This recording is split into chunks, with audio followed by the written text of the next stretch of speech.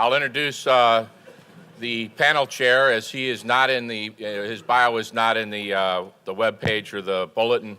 This is Dr. Doug Lovelace, the director of SSI. He is replacing Ambassador Dan Shields as the chair of this panel, and I'll turn it over to him to introduce his panelists. Well, good morning, everyone. Is my mic on? Yeah, it's hard to tell from up here. Welcome to the second day of the 28th Annual Strategy Conference here at the Army War College. For the students, thanks for coming back. You don't always come back this time of year for a class. We appreciate you doing that. Oftentimes, when we think about strategic issues here in the United States, and I suspect the same is true of many countries, we have a tendency to kind of mirror image. In other words, we kind of assume that others in the world see, for example, for the topic of this conference, that the character of war, they see the character of war changing in the same way that we do as Americans. But we also all know that that's not necessarily the case. So we have a great opportunity this morning in this panel to get some international perspectives on the character of war. And the question that was posed to the panel was, do changing international perspectives on war, strategy, alliances in the U.S. affect the character of war? And so we have some great panelists with us today to help us explore that topic. As you can see, we have 5 panelists, very distinguished panelists. And so I don't want to spend a lot of time on introductory remarks, but I do want to go through some of the biographical sketches very quickly, just to give you an indication of the quality and the caliber of the people that are going to be sharing their thoughts with us here on the panel. First, I'd like to introduce Dr. Graham Allison. He's the director of the Belfer Center for Science and International Affairs and the Douglas Dillon Professor of Government at Harvard's John F. Kennedy School of Government. He's the founding dean of the modern Kennedy School, and under his leadership from 1977 to 1989, a small, undefined program grew 20-fold to become a major professional school of public policy and government. Dr. Allison has served as special advisor to the Secretary of Defense under President Reagan and as Assistant Secretary of Defense for Policy and Plans under President Clinton, where he coordinated DoD strategy and policy toward Russia, Ukraine, and other states of the former Soviet Union. He's been awarded the Department of Defense's highest civilian award, the Distinguished Public Service Medal, twice, first by Secretary Cap Weinberger and second by Secretary Bill Perry. He served as a member of the Defense Policy Board for Secretaries Weinberger, Carlucci, Cheney, Aspen, Perry, and Cohen. In his first book, The Essence of Decision, Explaining the Cuban Missile Crisis, 1971, was recently released and updated and revised to a second edition in 1999, and ranks among the all-time bestsellers with more than 450,000 copies in print. His more recent book, Lee Kuan Yew, The Grand Master's Insight on China, the United States, and the World, co-authored with Robert Blackwell, has been a bestseller in the U.S. and abroad as well. He also had a book on nuclear terrorism, The Ultimate Preventable Catastrophe. It's now in its 3rd printing and was selected by the New York Times as one of the 100 most notable books of 2004. His forthcoming book, which I understand is already being advertised on Amazon, so I'm not sure if it's published yet or not, but I think it is. May 30. May 30, okay. But anyway, you can be on the lookout for it. And here's the title, and I think this should provoke some interest, is Destined for War, Can America and China Escape the Thucydides Trap? And it'll be published, as Dr. Allison said, next month. The next person I'd like to introduce is Dr. Larry M. Wortzel. He's a commissioner on the congressionally appointed U.S.-China Economic and Security Review Commission. He has 45 years of experience assessing events and working in the Asia-Pacific region. He's the author of 3 books on China's politics and military affairs. In addition, he's edited and contributed chapters to 8 other books on China's military forces. He's lectured in and contributed his expertise to newspapers around the world, and to include China, Taiwan, South Korea, Japan, the Philippines, Malaysia, and Thailand. During his 32-year military career, he served in China, South Korea, Singapore, and Thailand. He's been a strategist for the Pentagon, was director of the Strategic Studies Institute, the high point of his career, and served as vice president for foreign policy and defense studies at the Heritage Foundation, a well-known Washington, D.C. think tank. Dr. Wortzel's writings and work focus on security issues in Asia, Chinese political and military developments, space policy, nuclear doctrine, the Korean Peninsula, ballistic missile defense, and technology transfer. And he's a graduate of the U.S. Army War College and earned a PhD in political science at the University of Hawaii. Next, I would like to introduce Major General Roger Noble from the Australian Army. He is the Deputy Commanding General North for U.S. Army Pacific. He enlisted in the Australian Army in 1984, graduated from the Royal Military College in 1987, after which he was assigned to the Royal Australian Armoured Corps. He served in a variety of regimental appointments in cavalry, APC, and tank units. He commanded at the Cavalry Troop Squadron and regimental level with the command of 2nd Cavalry Regiment. He also held a variety of non-corps positions. In 2002, he was assigned as the Defense Advisor to the Joint Standing Committee on Foreign Affairs, Defense, and Trade at the Australian Federal Parliament. In 2007, when he was promoted to Colonel, he was assigned as the Director of Studies, Land, at the Australian Command and Staff College in Canberra. He has 6 operational tours in Iraq, Afghanistan, and East Timor, including 1 deployment with the U.S. Army's 101st Airborne Division as Deputy Coalition Land Force Commander, Iraq.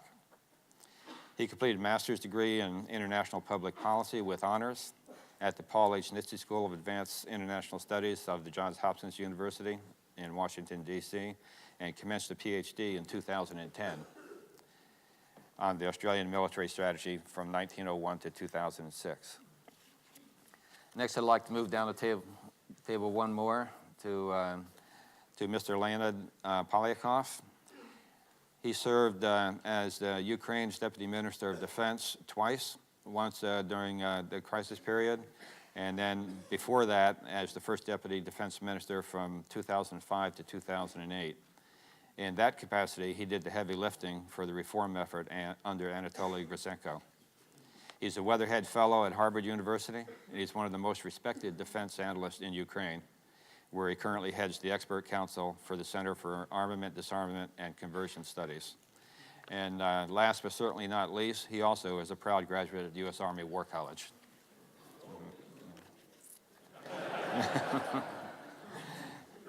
And then finally, I'd like to introduce Admiral Manfred Nielson from Germany.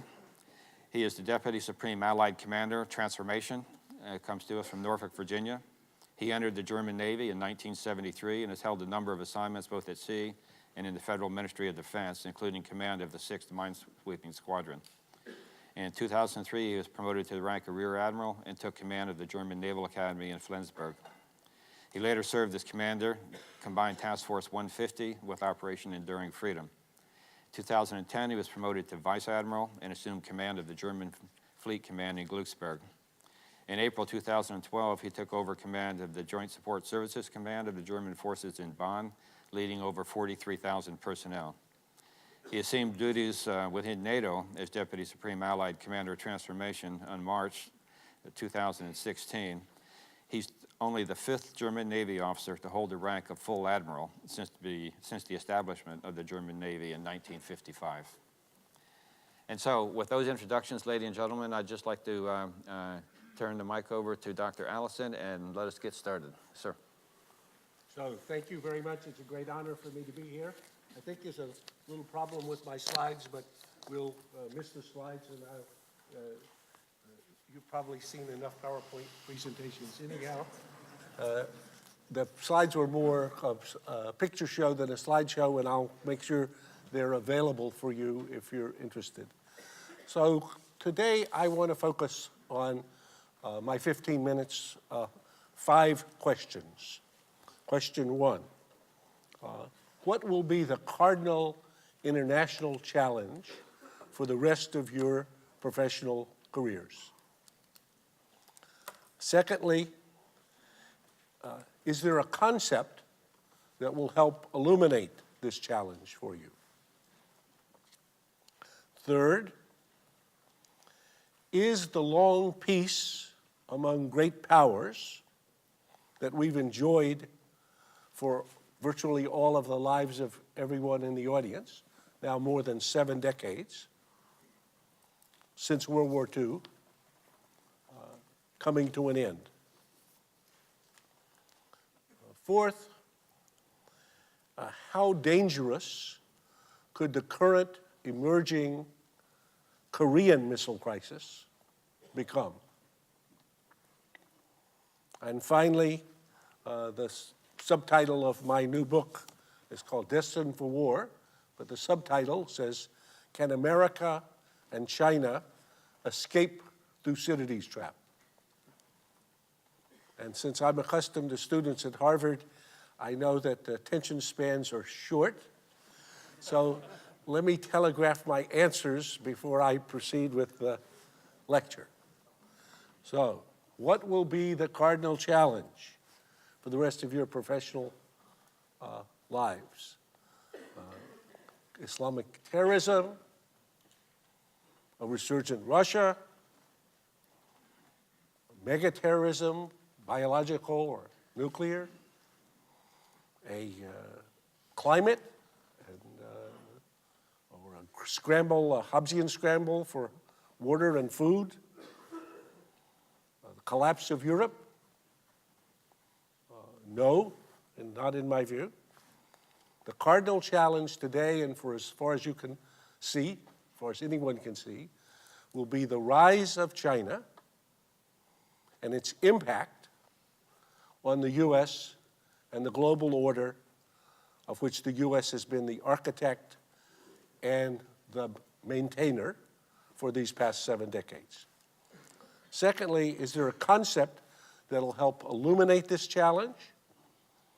I believe the answer is yes, and I think the best concept available is the concept of Thucydides' trap, which is the big idea in this new book, and which I'll say more about. Third is the long peace that's rather anomalous in long sweep history of now more than 7 decades without war among great powers, at risk of coming to an end? The answer is yes, yes. Fourth, how dangerous could the emerging Korean missile crisis become? Answer, very.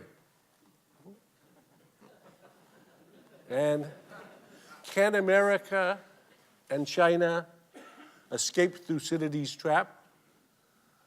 I would say to be determined. So let me go through quickly. So, is there a concept or lens for helping understand this? I believe there is, and that's the point of this new book. It's called Thucydides' Trap.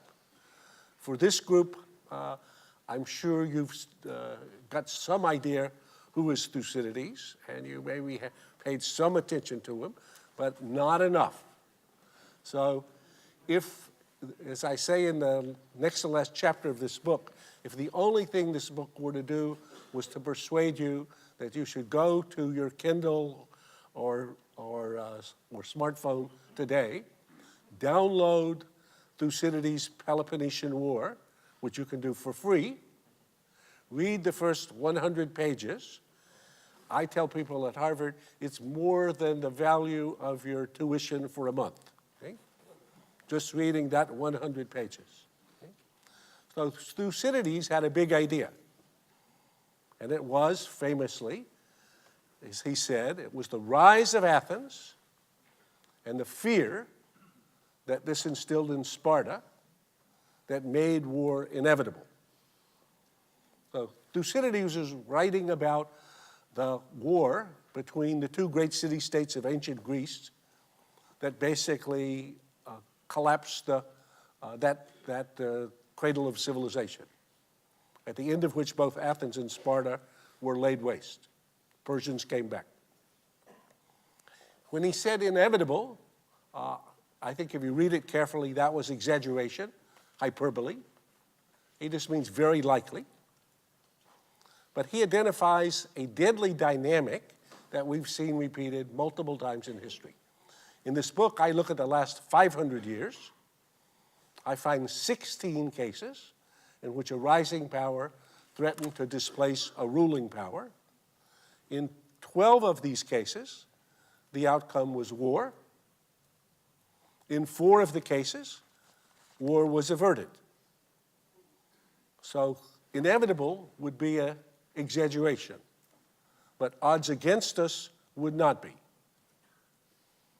And in the book, I explore and offer these 16 cases in capsule form as phenomena that we can look at to understand better the rising power syndrome and the ruling power syndrome. What's natural for a state that's rising to rival a ruling power? Or you can even think about it in terms of Uber or Apple or Google challenging established companies.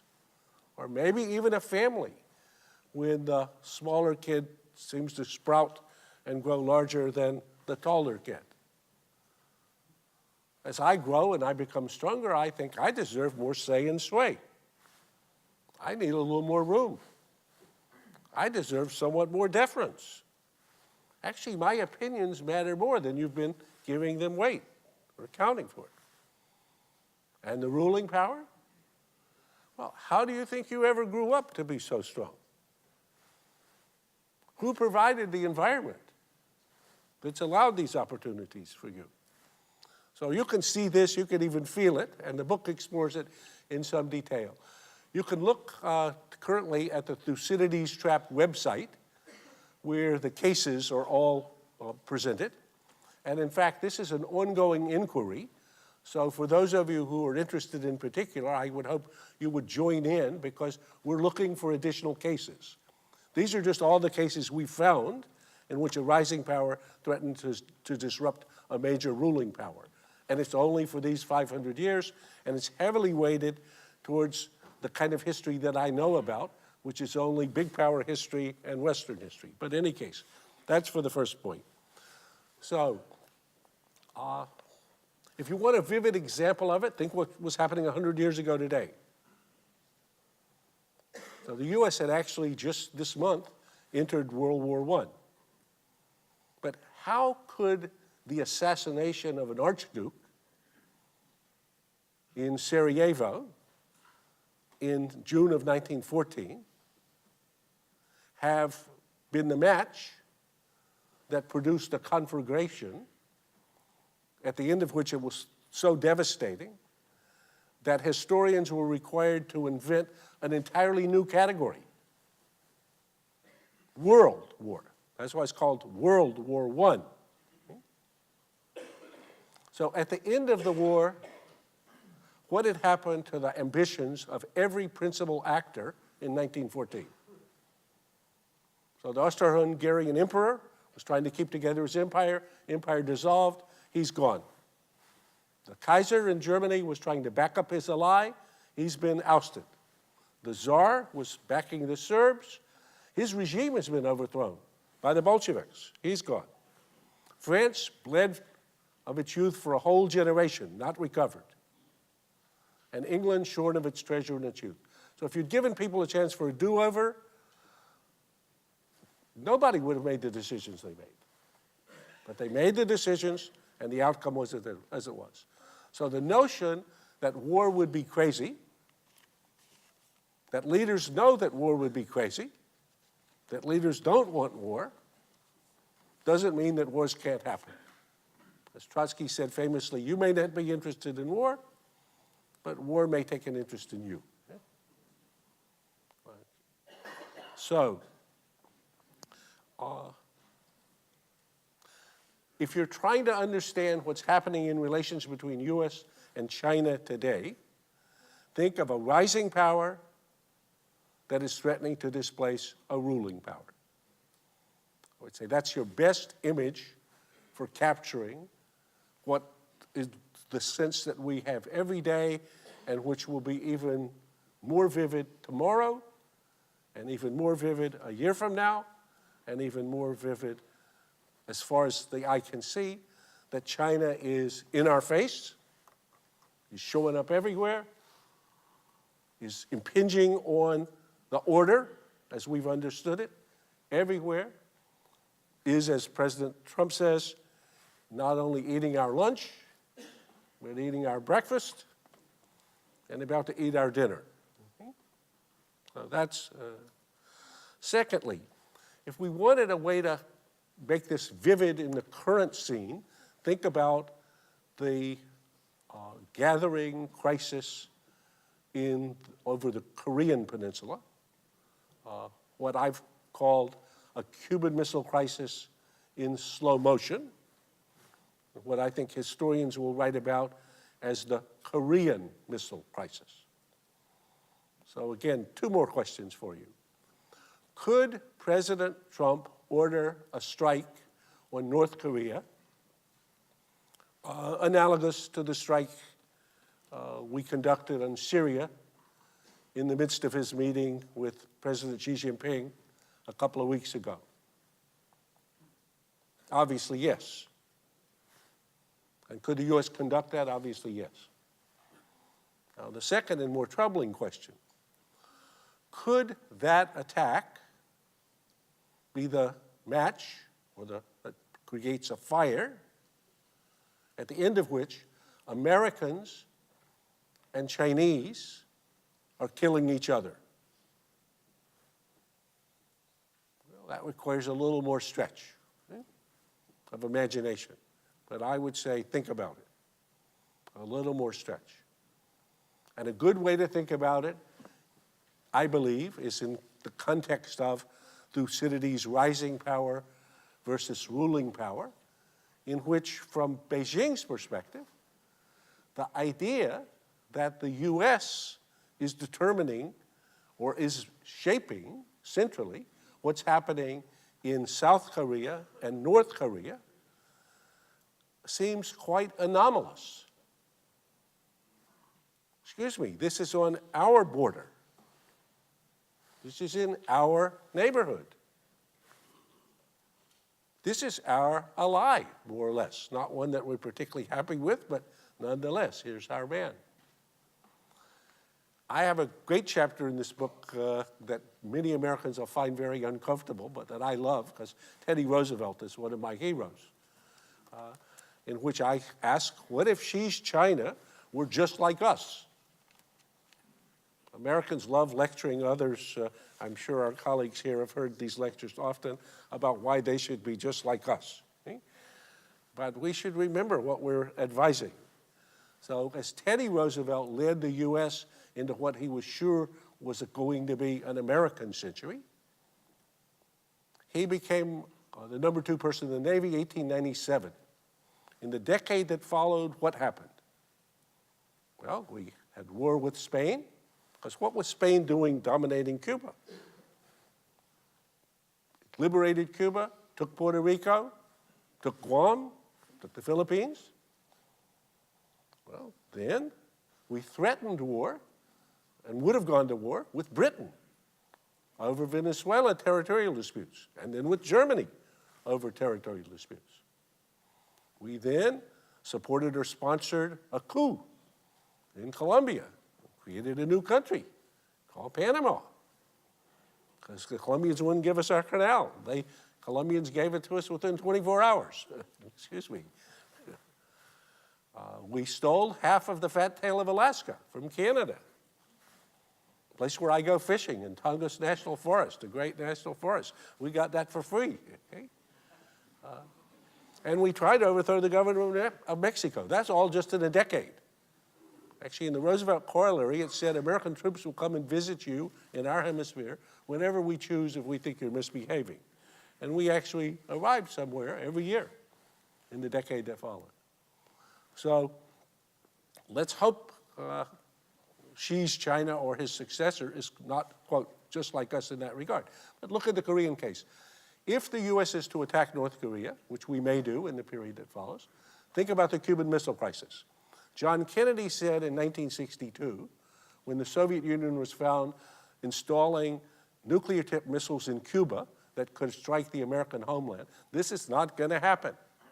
And he was prepared to provoke a confrontation or to lead the U.S. into a public confrontation with the Soviet Union that historians agree was the most dangerous moment in recorded history. Kennedy actually, in the middle of it, confided to his brother, "What the chance of war?" He said, "Well, I'm afraid it's between about 1 and 3 and even." And all the historical record shows that's not an exaggeration. So wait a minute, we were prepared to go to war, nuclear war, risking killing hundreds of millions of people, over the Soviet Union having missiles in Cuba that could attack the US? If war had come, you would have a hard time giving an account of why that was a good idea. So, on President Trump's watch in the next 13 months, not 13 days, thank goodness, but maybe longer, maybe 2 years, 3 years, but in any case, he's going to come to a point where there's going to be a fork in the road in which either, on the one hand, North Korea is going to acquire the ability to deliver a nuclear weapon against San Francisco or Los Angeles. That is to threaten the American homeland with a nuclear strike, Kim Jong-un. That's option one. Or option two, the US is going to conduct a military attack to prevent that. And if we should take option two, which I think is quite plausible, we should ask, how does that game play out? And if you want to see how it played out in the first Korean War, this was not a happy occasion for Americans. So as MacArthur went marching north on the Korean Peninsula when we came to the rescue of South Korea, as you'll remember from your history, when the North tried to absorb South Korea in 1950, we marched right across the 38th parallel, which had been the dividing line at the end of World War II, and we're going to liberate North Korea and unify the country. Very plausible idea. The thought that a country next door, because North Korea just happens to abut another big country called China, the thought that that country, which was only 1 year, Mao had only the year before, in 1949, 1 year before, consolidated control of the country at the end of a great civil war. The thought that he could attack the uncontested global superpower who had a nuclear monopoly, who had only 5 years before, just 5 years earlier, dropped 2 bombs on Japan to end World War II. It was inconceivable. But excuse me, look at your history. China did. First 300,000 and 600,000 Chinese beat the US and the coalition back down the peninsula to the 38th parallel, where the war ended in an armistice. So could you imagine this being the trigger to war in a Thucydidean dynamic? Absolutely. Finally, to conclude, can America and China escape Thucydides' trap? So in 4 of the cases, there was no war. In 12 of the cases, there was war. So I would say the message of this book is business as usual will produce history as usual. But there's no reason for people to be stuck with business as usual. In earlier instances, in particular the Cold War, the US has stretched our imaginations and invented something as remarkable as what came to be war. But in my column, it's in the no war column, because it was Cold War, war without Americans and Soviets killing each other in large numbers. That's no war for me. So could we be as inventive again, taking lessons from not only the rise of the US as we rivaled Britain, but the rise of the Soviet Union as it rivaled the US in the Cold War? I think we could. And I think that's going to be the challenge for the strategic community over the next year, 2, 3, 4. So can we escape Thucydides' trap? To be determined, but the destiny is in our hands. Thank you very much, Dr. Allison. Dr. Wortzel. Well, it's actually both a pleasure and an honor to be up here with a distinguished panel like this, but I'm sorry I'm the guy that's up here, because you almost got Tialiang, one of the co-authors of this little book, Unrestricted Warfare, or literally Warfare Without Limits. And it was published in 1999. If you're really interested at this point in your course, you can get a copy of it translated at the Defense Technology Information Center. Not the whole thing, but large parts of it are translated and online. What I'm going to try and do is discuss some of their ideas in this book in 1999, and then not give you my own ideas, but based on my own readings of Chinese military literature, doctrine, and strategy, talk about how they think about the character of war. And I'll pause somewhere in the middle for a minute or so to give you a couple of thoughts that I have on how they think about Asia. These two guys examine the effects of technology and the media on warfare. And their discussion is very, I mean, it echoes Mao Zedong, it echoes even Sun Tzu. One of their conclusions is you have to fight the war that fits your weapons. You fight your war, I'll fight mine. But you can develop new weapons that will change the way you fight that war. And that's the character of war there. They advocate creating new weapons so that you can fight a war as you wish. They draw heavily from Western literature. They review air-land battle and its genesis. I mean, these guys were real historians. They cite Trevor Depew's Evolution of the Weapons in War.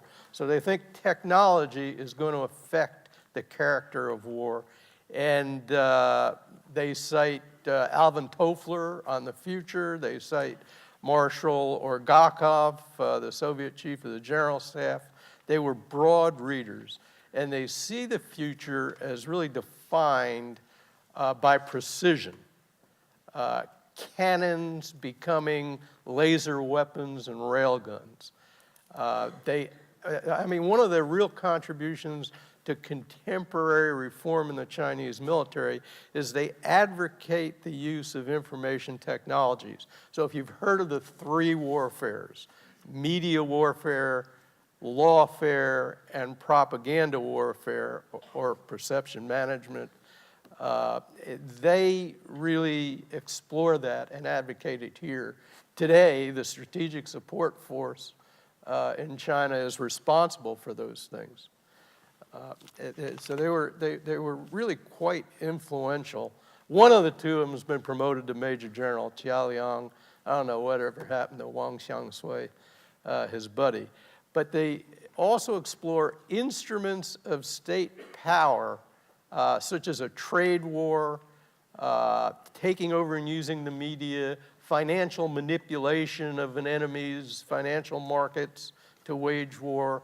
They talk about cyber attacks on financial systems, and they call it, well, they also explore forms of terrorism and what I think we'll hear about from our Ukrainian colleague, hybrid war. I mean, if you read the Navy War College stuff and look at the South China Sea, you see Chinese hybrid warfare with maritime militias. They were driven to this, first of all, by watching the U.S. in the first Gulf War and by what we did in Yugoslavia or the Balkans.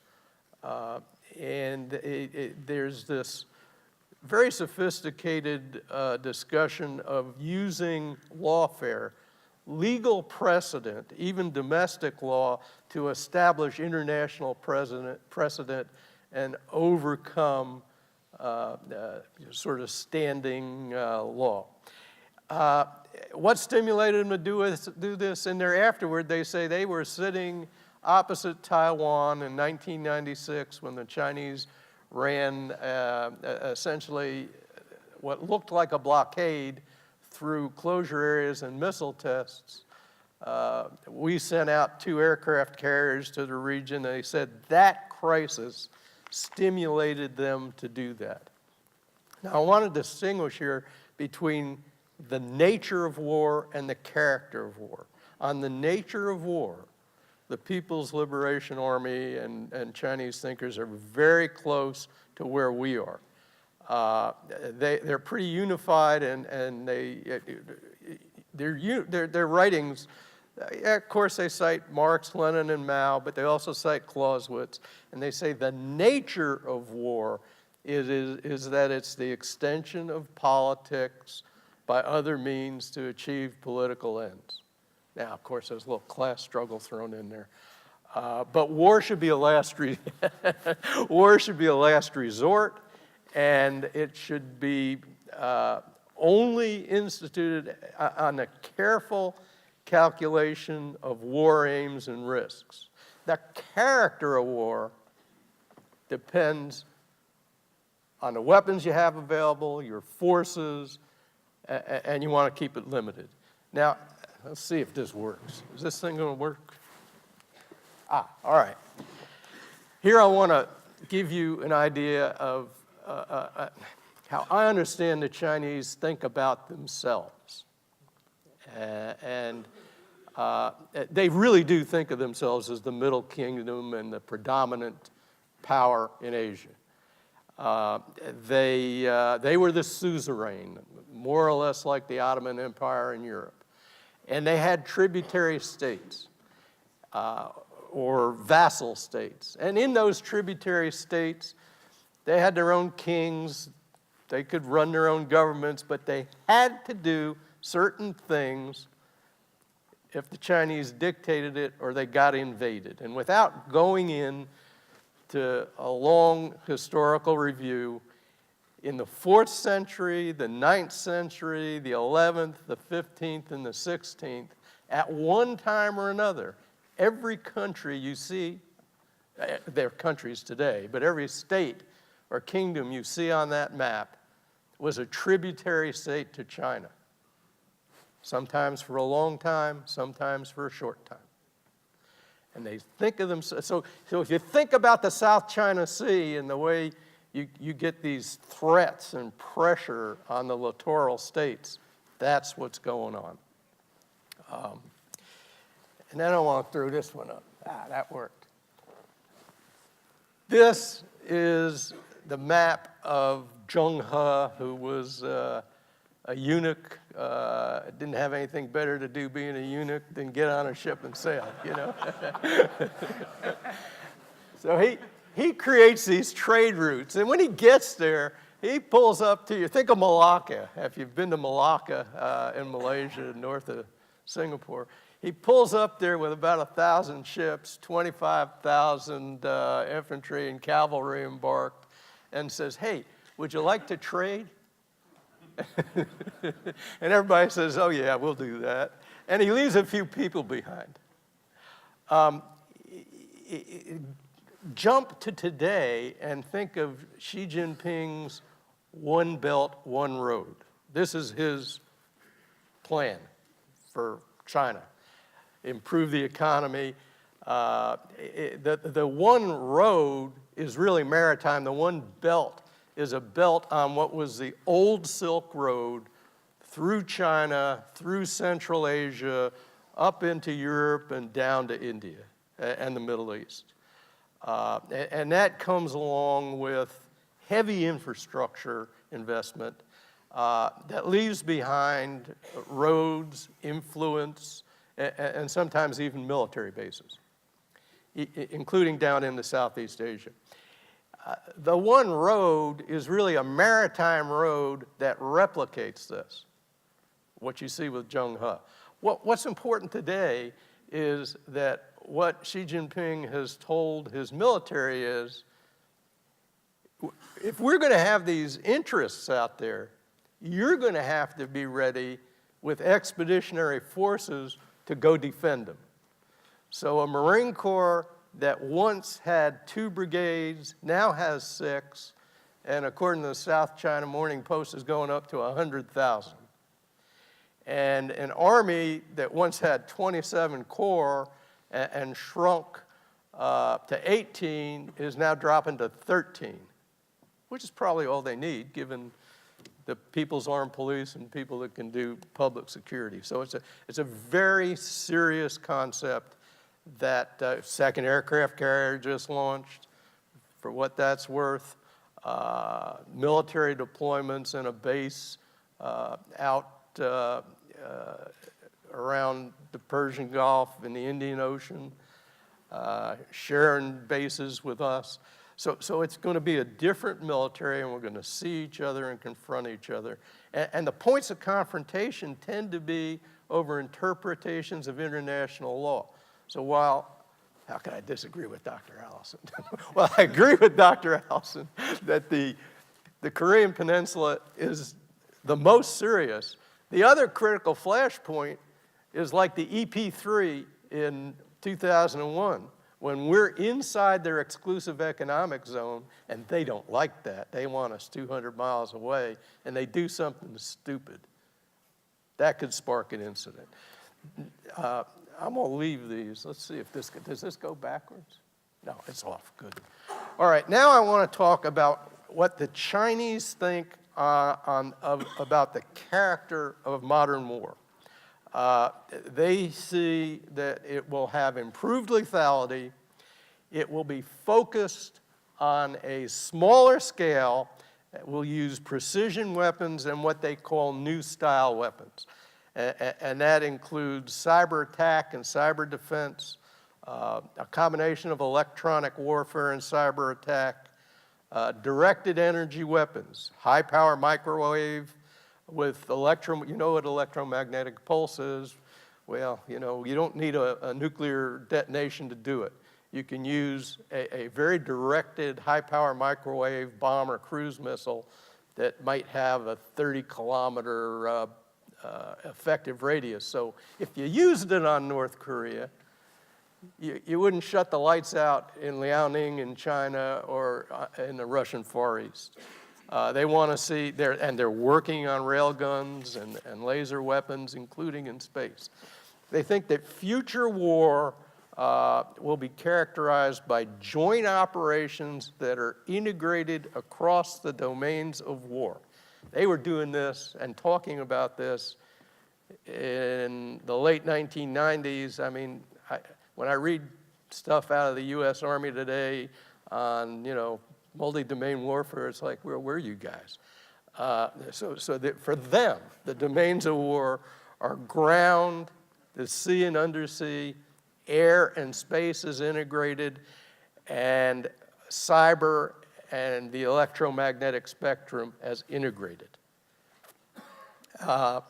They are working hard in their doctrine to ensure escalation control if they have to confront the main strong adversary, and that's a code word for the United States. And that includes horizontal and vertical escalation, and they think their nuclear deterrence is adequate. But there's some very volatile concepts in there, like the discussion of counter-deterrence campaigns, which means they advocate using either a nuclear demonstration or a demonstration with a conventional ballistic missile to show that they're serious and there could be a warning. That gets highly escalatory, and they think you escalate to de-escalate like the Soviets and the Russians did. And they think you have to fully mobilize society and industry, and although your preference is for a limited, short war, a local or now expeditionary, you have to mobilize your whole society and industry for a long war. Doug, that's it. Larry, thank you very much for those very insightful comments. General Noble, if you'd like to go, sir, please. G'day. It's a real honour to be asked to come here. I always like coming to the War College, mainly because of the history of the place. And I'd just point out to you that if it hasn't already been pointed out to you, it's 100 years since the Australian Army and the US Army first encountered each other when you arrived late to the First World War. So for some... Very late. For some reason that we're not sure, the British decided to marry the two armies up as you came into the Western Front. My theory is they went, put the insurgents with the convicts. So that's the end of my military history presentation. But look, I'm going to keep it pretty short. I've got to start with a disclaimer, which is I'm a bifurcated officer. So my job is DCG North, US Army Pacific. So I'm an American in my day-to-day job and my thinking. So when I normally say we, I mean we, us. I'm also an Australian. Today I'm mainly the Australian, but I'll sometimes be the American. And I'll make it clear to you when I'm talking for either side, because they're not the same thing. It gets confusing in my head sometimes. So the other thing I'd say is I just came back from Iraq with the 101st. Some of you, there's some other victims out there in the audience, and I'm happy to talk about that. I'll mention it at the end, because I think last year we saw the future, where we're headed in the way that campaign's going and the actual execution of it. So Australia's view, the seminar question, strategy, alliances, international relations, will that impact the character of war? Our answer is yes, and now I'll expand on it. But I think I've got to give you some kind of ground rules on the Australian worldview, and when I do that, I'll give you the Army's worldview, the Australian Army predominantly. So there's a few key points. Firstly, we always see everything as a joint fight. So everything's joint plus. So I'd say Australia's probably kind of more inherently joint than the US, although that's not fair, because the US's capacity to integrate joint capabilities is not surpassed by anybody else. But culturally, we're very joint. The second point is we're Clausewitzian 101 guys. So we believe in his description of the enduring nature of war. And by enduring, we think it'll keep going. And that it's about humans, chance, friction, uncertainty, and that the fog of war will remain. The reasons we got a fog change, but the uncertainty will be a fundamental part of it, and the humanity of it, which, if you do believe that, it should shape the way you think. We believe it's difficult to define the future character of war, and it's not possible to predict the future. But you should be thinking about multiple potential futures. So there are different, we're talking about inevitability. So there are different ways things could roll out, and you need to think across the spectrum. And then your power, and this is an Australian, it's not a superpower, it's a middle power, is you can seek to shape that, your destiny and the way you prepare, but also that future. The last point is we're a culture guy, so we believe in culture. So if you read our capstone doctrine, the last version, 2014, it starts with a description of the culture of the Australian Army. And it's self-reflection, which I think is important, and we think is important. So who are we and why do we think what we think? And I promise I'm not going to go into it, but I'll give you it's summarised in the following words. The Australian Army, expeditionary, coalition, training focused, austerity, tactical small unit, practical and pragmatic. So that's a kind of come from our history. So there's my hedging start point. So they found the one smart guy in the army, and he wrote the paper on the future. And he wasn't an infantryman. That's not fair. We put it together probably a couple of years ago, and we saw what we call 5 meta trends. And they're 5 words to describe what we think the future war, the battle space will look like. And they won't be surprising to you. They'll be, I hope, pretty consistent with what you've heard. But I'll give them to you as our words. So first one's crowded. So that's urbanisation, megacities, littoral concentration. We're a Pacific power, so we look at the Pacific. So we look at megacities in the littoral environment. Contests for resources, population movement, population growth. Next word is connected.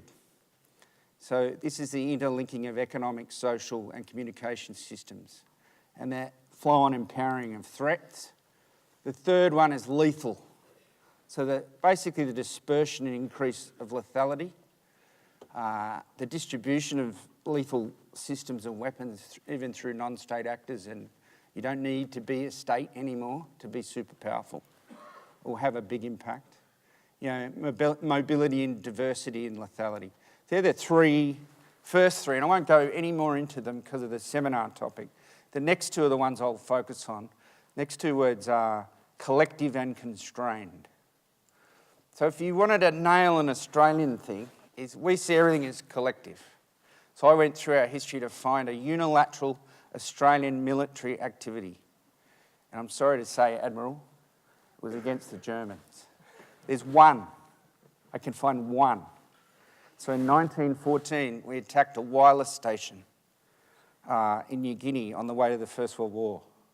And we won, but it wasn't pretty. And that was the only Australian unilateral action that I can find in our history. So we think in the modern world, the collectiveness is expanding and all these meta trends come together. So you've got to deal with more actors, more agencies, more nations have a deeper understanding of the environment than you ever had before. And so if that's true, certain things become seriously important. So I'll give you an example. Interoperability becomes not a nice to have, to be able to execute when you want to be able to do it. It should be a driver of your capability development to prepare you for the next challenge. Education and training of people is always important, but arguably fundamentally more important because you've got to understand the environment and have an appreciation for culture and difference. Risk. It drives you to have a different risk paradigm. So I work at a US headquarters. I still get confronted with the FDO guy. This is normally a lieutenant who's done some course, who's deciding whether I can read this for the 400th time. I use that as a very practical, the two from, you know what I'm talking about. So I think you've got to have a reappreciation of risk, and if it's collective, then it's a collaboration and a cooperation, looking for mutual goals amongst all of the stakeholders to achieve your end state. Which means basically you might have, for example, share better, have a better intelligence system of passing information, which creates risks that you need to appreciate and understand. So there could be some pretty profound policy, procedural and organisational changes ahead of us if you want to be successful in that collective environment. And the last point is, it all comes back to the humans. So the quality of your people. So if you're in this extremely complex collective environment, it ain't the movie Fury anymore. I'm an armoured corps guy. I'm probably the only guy in the room who likes Fury. I still can't work out what that German battalion was doing. But the 1914 narrow combined arms manoeuvre army model is now massively expanded. So whilst you still probably need George Patton, you need a whole lot of other skills and probably characteristics in a successful officer corps and soldiers that will allow them to be successful in a collective environment, not just kill and destroy.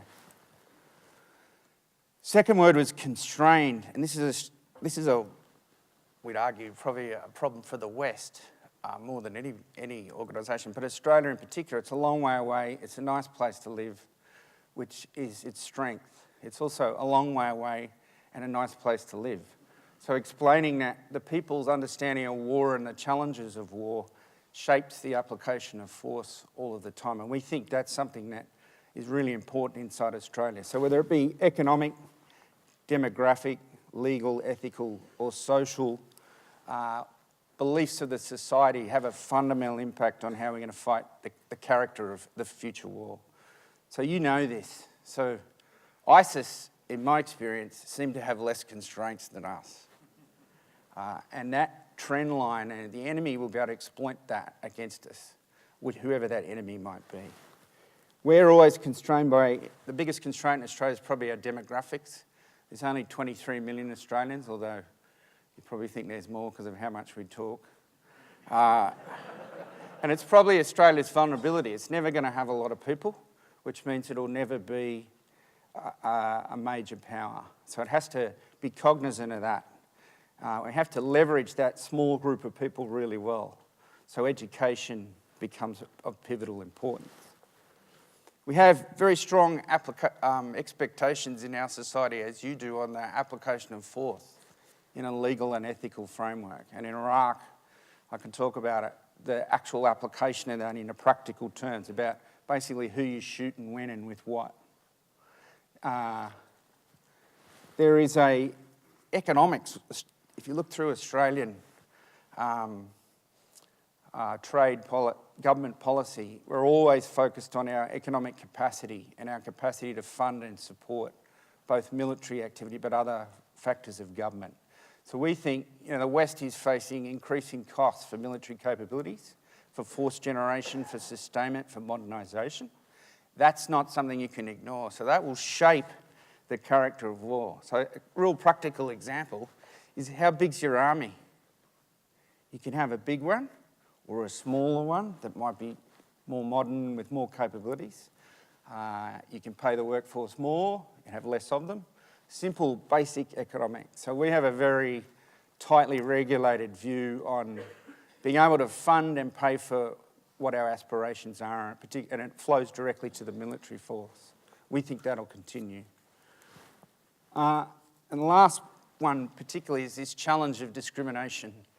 So in the use of force, if you go back to those other trends, crowded in particular, the lethality and the connectivity, it's able to find the enemy, identify the enemy, and strike them either lethally or non-lethally, which are two bad words, or influence them to your ends. So that being able to find the right people at the right time will be an increasing challenge.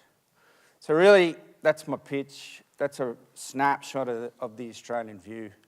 The last thing I'd say is, I don't have a book, but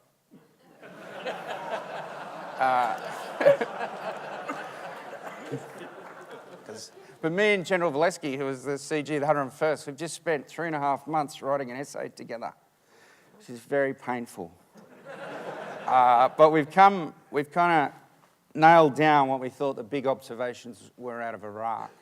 And it's I'll be DCG USAPAC for 1 minute. So we came back and read Multi-Domain Battle.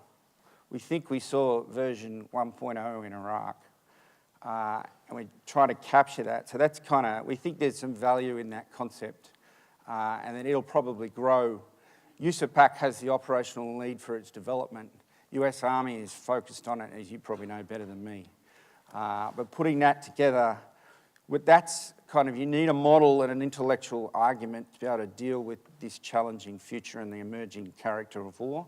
And we think that concept's a pretty good start, and we probably saw version 1.0 of it at last year. So if you have any questions on that, please ask. Thanks. Thank you very much, General Noble. And we'll turn now to Mr. Polyakov. Good morning, ladies and gentlemen. I'm really happy to be here again, however, at the opposite side of this room. And I also have a book. Next time I will be smarter to take it with me. So, Ukraine. Why Ukraine? U.S. Secretary of State recently asked in Europe. I would like to open my remarks by quoting Dr. Richard Haas, the President of the Council on Foreign Relations, who said, ignoring what goes on in Ukraine or elsewhere in the world will not make us smarter, healthier, or richer, but it will make us less safe. 3 years ago, Russia was ready to launch a major offensive against Ukraine, concentrating forces on the border, committing provocations, sabotage, and blackmail. However, Ukraine did not give Russia the casus belli it wanted in Crimea by avoiding uncoordinated skirmishes and gaining time to mobilize on the mainland. The then unprepared Ukrainian army eventually entered the very complex combat environment. An initial low-intensity insurgency operation, shifted to high-tempo maneuver warfare, then to a combination of trench warfare and counterinsurgency, which has mostly continued since early 2015.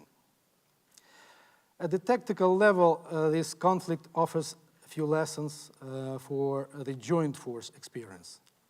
That is not much to offer in the way of new maneuver techniques or combinations of forces.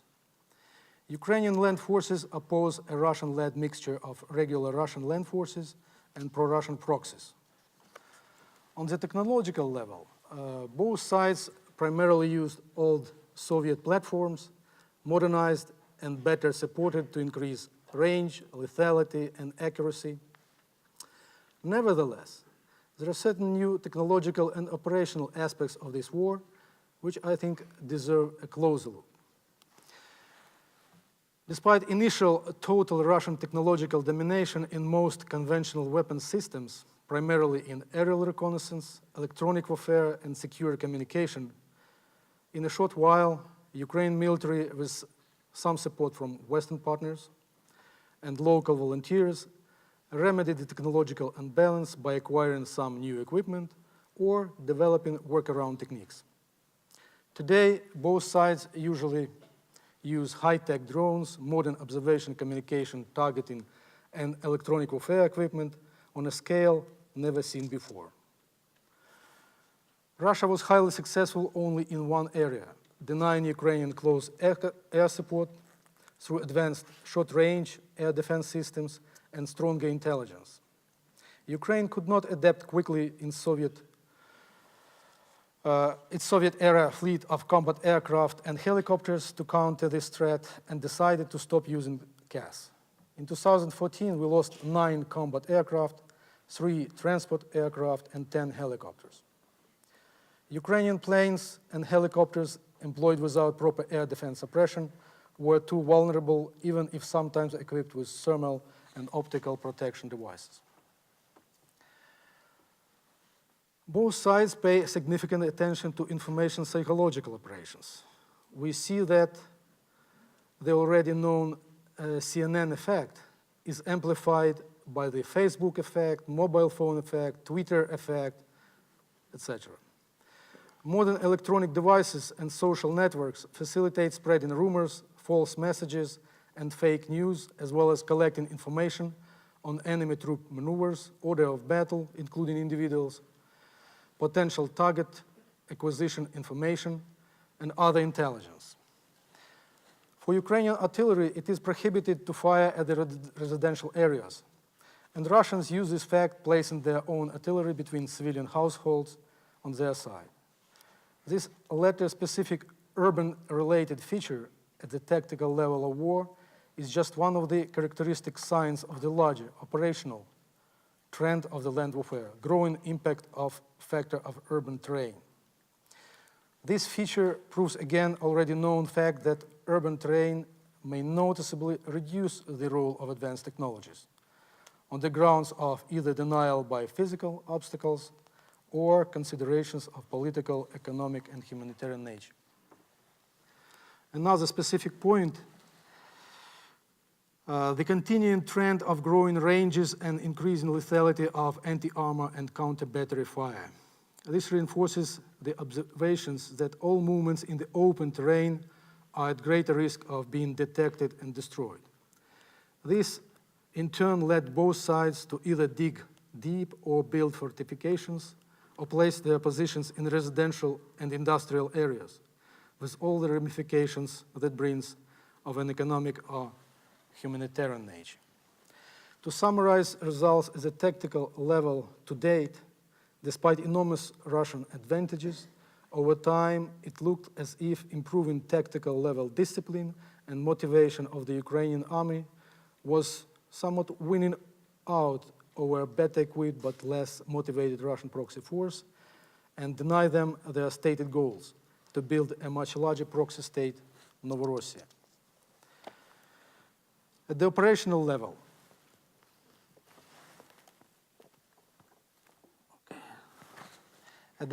level, Russians has demonstrated ability to shift quickly from one pattern of war to another.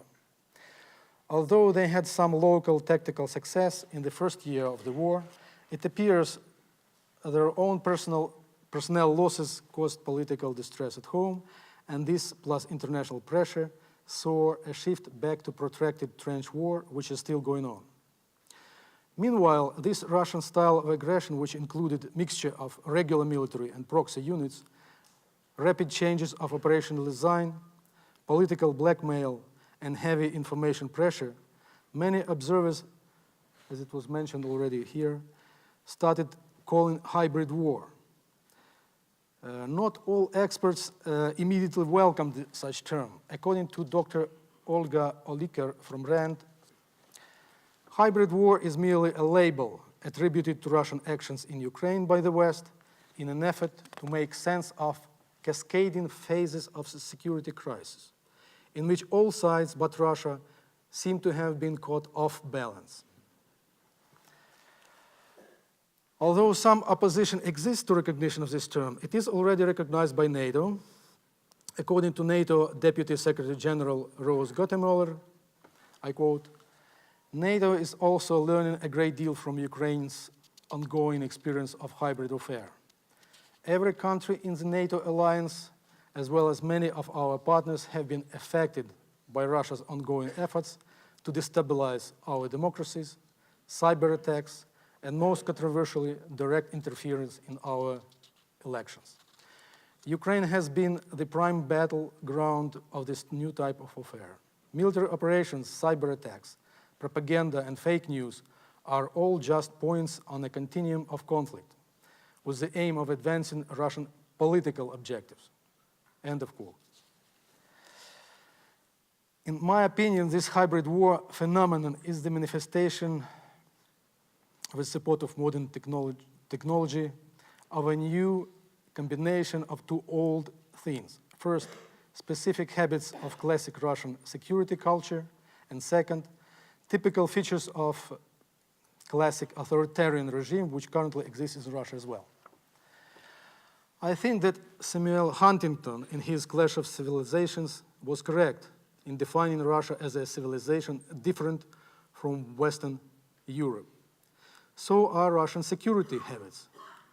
Russian security culture is famous for its over-centralization, low regard for human life, treacherous security policies, and strong human intelligence.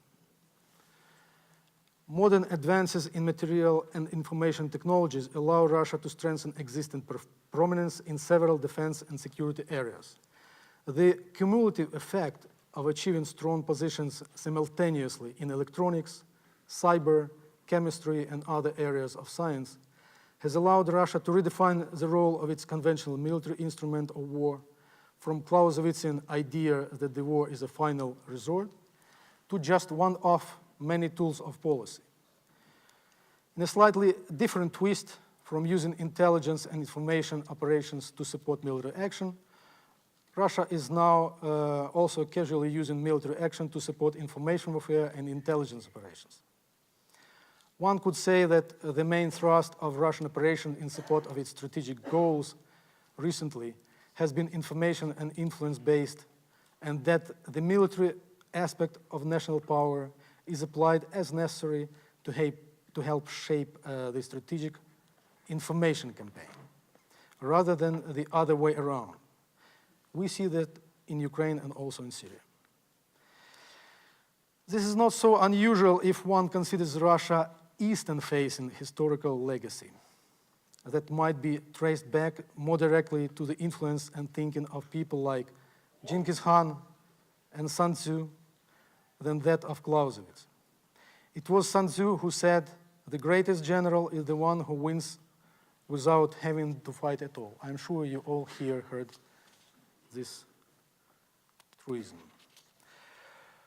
Over-centralization of power and the attempt to control the whole spectrum of social life may lead to real advantages for an authoritarian regime compared to democratic ones, and thus exploit the quote-unquote vulnerabilities of Western democracies.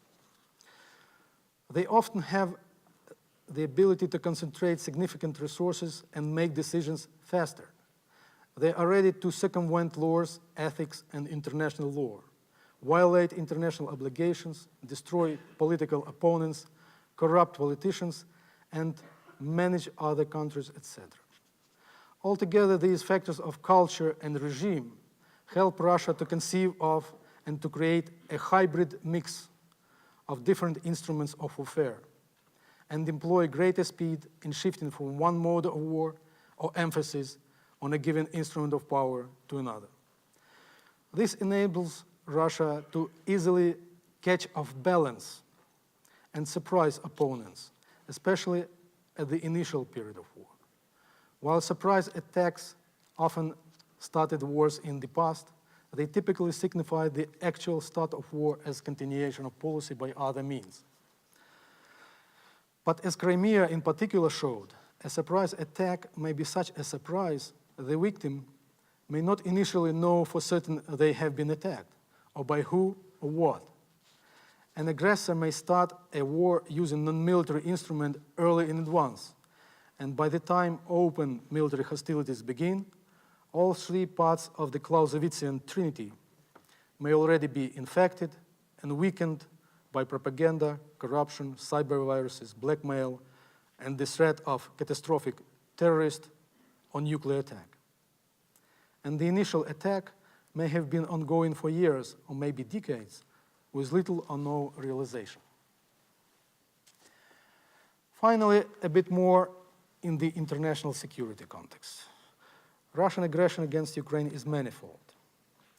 The mere fact that Russia violated international and bilateral treaties and its own declared national norms and laws should not be surprising. Otto Bismarck famously stated that no agreement signed with Russia is worth the paper on which it is written. More recently, US Ambassador to the United Nations, Nikki Haley, said more bluntly that, I quote, "We cannot trust Russia. We should never trust Russia," end of quote.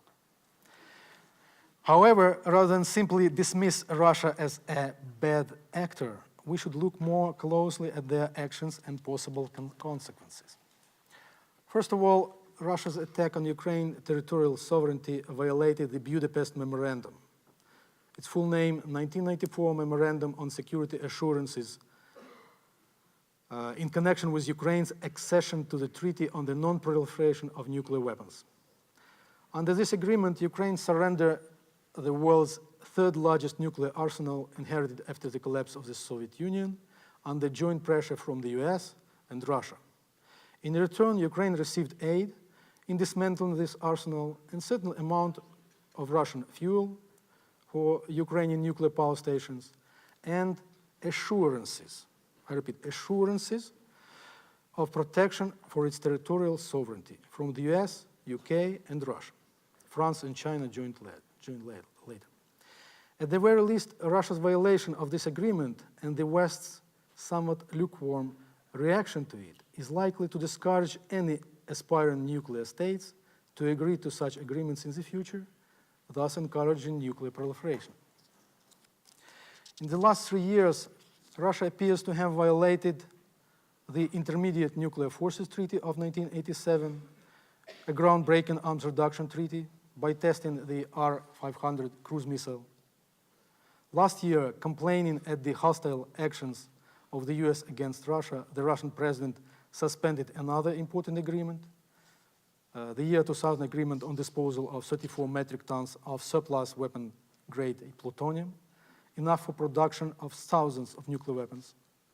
This agreement meant to deal with the threat of the so-called loose nukes, precluding terrorists access to nuclear material. And there are many other incidents of Russian provocations on a European and global strategic level, but I don't want to take up too much of time, and I think these are the pertinent points concerning the aggression against Ukraine. The main lesson here, I think, is that Russia's action tend to increase the chances of nuclear proliferation, while at the same time significantly lower the threshold of potential nuclear release in a future conflict. If someone is engaged in an information and influence campaign against the West, the secondary effect of encouraging proliferation at least increases the opponent's number of difficulties. More importantly, unlike with Ukraine, he cannot mass troops on the border of the US or Germany, as a form of blackmail, like in the case of Ukraine. However, a heightened chance of nuclear exchange gives him another option to support his main effort in the information sphere in the face of significant adversary opposition or other setbacks. So there is also the larger context in which Russia appears to be somewhat methodically unraveling the larger series of agreements that essentially taken together form the basis of a kind of peace treaty ending the Cold War. War in Ukraine, obviously a manifestation of this larger context. And in some way, this is all part of that larger context. However, this is beyond the scope of my presentation. Thank you for your attention. Thank you very much, Mr. Polyakov. Admiral Nielson, for your comments, please, sir. Yeah, Daniel, please allow me to first of all to thank you, the U.S. Army War College, and General Rapp for inviting me to this panel. I feel honored and privileged because even I have never written a book. To be the sailor in a hall of soldiers and on a panel of proven and highly recognized experts makes me kind of look pale, but I will try my very best. And I can guarantee you I will not meet your potential expectation and quote a dead German during my time on the panel.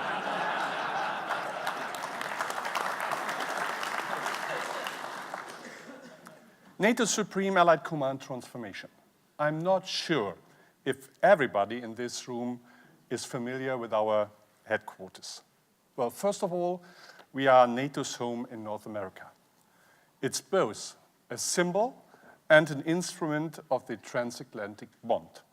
Approximately 750 civilian and military personnel from 26 of today 28, in the future 29 NATO nations are serving at Norfolk. But we are more. We are providing capabilities to NATO. To operate current capabilities is the task of our sister command, Supreme Allied Command Operations in Belgium. To ensure the alliance has relevant capabilities and hand even 10 to 15 years ahead, it's what we are focused. Now, back to our panel theme.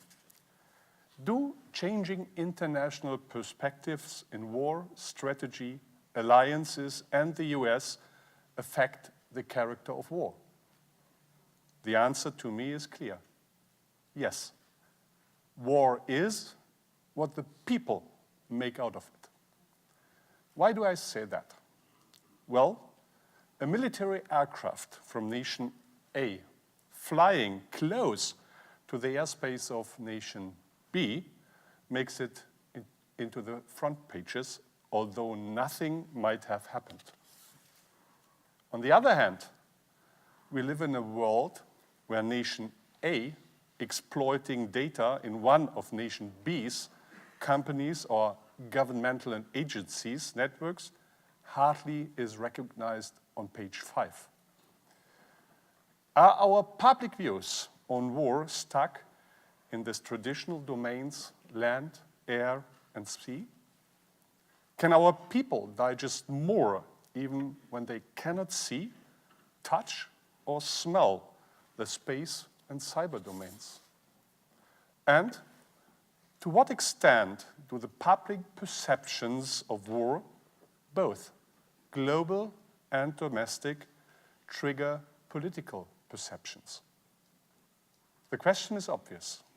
If there is so much to achieve below the threshold of open conflict, of war, why should anybody risk international condemnation to harm to his own resources to achieve his strategic objectives? In our Western world, we built our responsiveness to crisis and war, our ability to consult, to decide, to command and control on a large extent on what is the Achilles heel of our societies, information technology. But to make the situation even more complex, we cannot limit ourselves to the character of war as just described. Because at the same time, we are witnessing an evolution on the security environment in the traditional sense. To understand the security context, it's of course essential to frame our discussion in the Western world and in the global context. The strategic environment today is evolving at a rapid rate. Several defining trends can be identified. I would like just to name a few. The interrelation of crisis. Every event in a regional crisis can have impact on another crisis in another region. For example, dealing with Russia. We must not see their actions in the Northern Europe, their actions in Syria, and their relations to other countries separately from each other. The interrelation of threats, states and non-state actors present in different crises and all following a different agenda.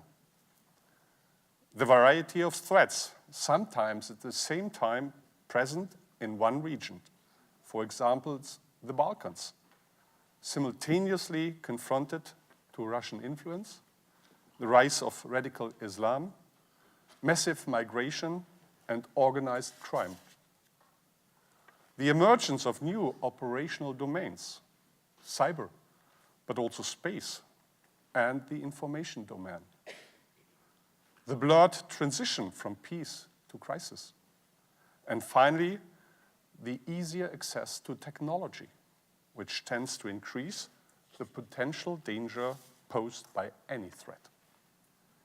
Consequently, we have transitioned from a complicated world to a complex world. Complex means that there are so many factors interacting with each other that it is impossible to comprehend all of the possible outcomes. Here we are back in the middle of our leading question, the character of war, evolving rapidly, thereby making a surprise more possible, decision-making based on imperfect information more commonplace, and failure an option, thus making resilience a necessity.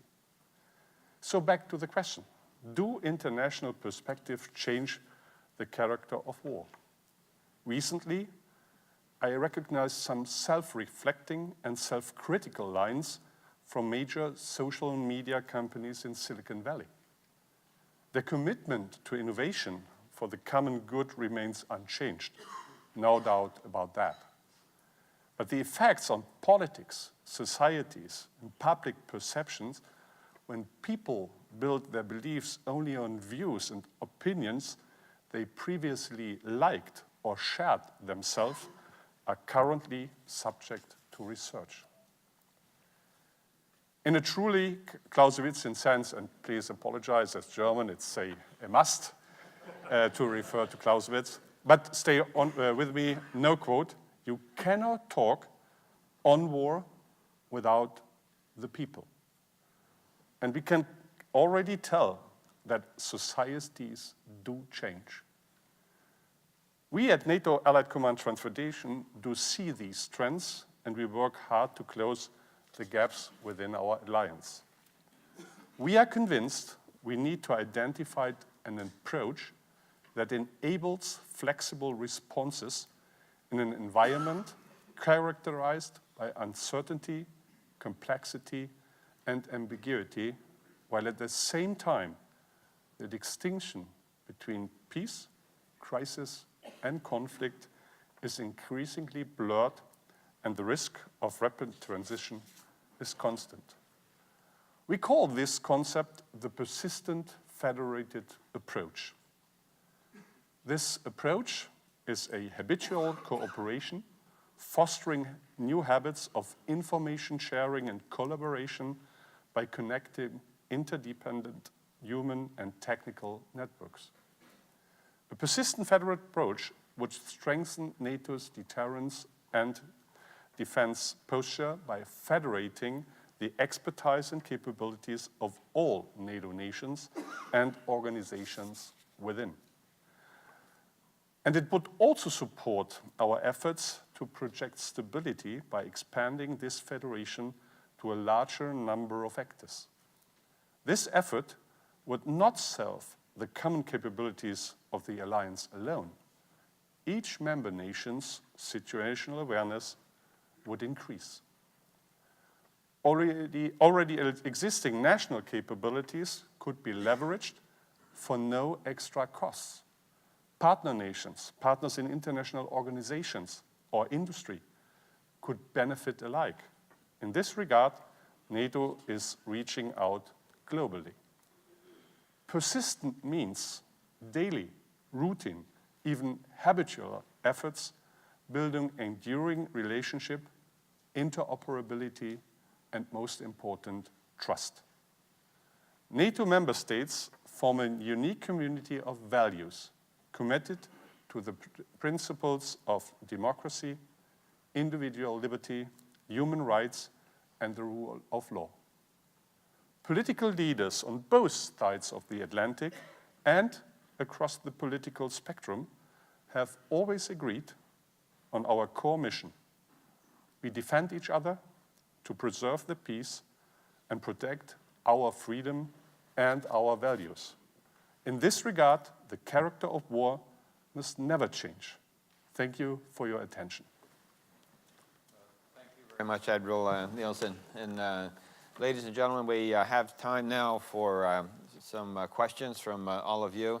And I'd like to just repeat our invitation to our virtual audience to submit questions via the internet, and we'll take them as they come in also. So what are your questions for the panel? Yes, and way in the back, so. Hi, Sidney Friedberg, Breaking Defense, and apparently never going to be able to figure out these mics. Wanted to take General Noble up on his mention of multi-domain battle 1.0 or maybe 0.1 in Iraq, and I guess a preview of the essay you were laboring over with 101st CG. What were the elements of the current operation you saw that were, forerunners or leading indicators of the very complex and ambitious approach that's in the multi-domain battle concept? Actually, all of the speakers kind of touched on it. And the phrase the Admiral just used, persistent. Federated. So what we saw is there's guys in this class who can tell you about it. So there were some characteristics that we saw. General Valesky's now the commander of the first corps, by the way. The first one is capabilities are now globally sourced. So global capabilities are employed tactically inside Iraq. And I hadn't seen that to the level that I saw it last year. More capabilities from all of the domains are applied right down at the tactical level now, right up to the national strategic level. And that's kind of normal now. So a battalion attack by a battalion of the Iraqi army may be supported by coalition national strategic assets. And that battalion may be completely oblivious to that, but there is an integration process around contemporary operations that is stunningly complicated in a giant network. So that's probably the essence. So when we came back and read multi-domain battle, because we hadn't seen it while we were there, we went, yeah, that's kind of on the right path. And we had our last conversation was last week about it, and we said, actually, it's all domains and it's all capabilities. And it's synchronizing it together. So all capability doesn't mean military capabilities. It means all coalitions, all nations, all capabilities. So new systems, weapons, and ideas that can be employed as weapons, which is an unrestricted warfare idea, can you pull that in to apply it to the current fight? So that's probably the big ideas. And I'll give you the second and third order consequences of that are profound.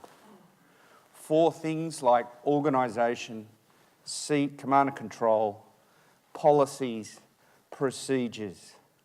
So we think it's probably the front edge of the multi-domain concept is really important because it takes you on that journey to start looking at those follow-on aspects. Is Raymond in the room? Ray? Yep. So we got a phrase, turning cat, it's after we went to Erbil and we saw what was going on up there, which I won't even begin to describe the number of stakeholders clustered around Mosul. Turning cats into dogs. So herding cats, you've heard that expression? Well, I've never seen so many cats in my life as in Iraq last year, many of which we had no direct C2 authority or even situational awareness of what they were doing as the land force headquarters. So we used to herd the cats. What we want to do is turn the cats into dogs. So you need a unifying, systematic approach based around the articulation of your priorities, objectives, and your resources to allow those cats to support you and to self-synchronise with the plan if you have no authorities over them. So that's the challenge of the modern world. So can you get the cyber organisations at a national level in 19 countries to not commit fratricide and to support your activities, even though you don't speak necessarily directly to them and you have no authority over them? So that's the kind of complexity of space. I'll stop there. But that was, so we thought that's, the future is like that times whatever, it's probably exponential. And if you go to the Pacific where I am and you consider the nature of the threats there and the nature of potential adversaries and their capacities, everything's multiplied, or it's exponential potentially on what we saw in Iraq, where the enemy was capable but not able to challenge some of our, fundamentally the way we do business. Dr. Lai, now get to you. David Lai with the Strategic Studies Institute. Just want to thank all the panelists for this really insightful comments.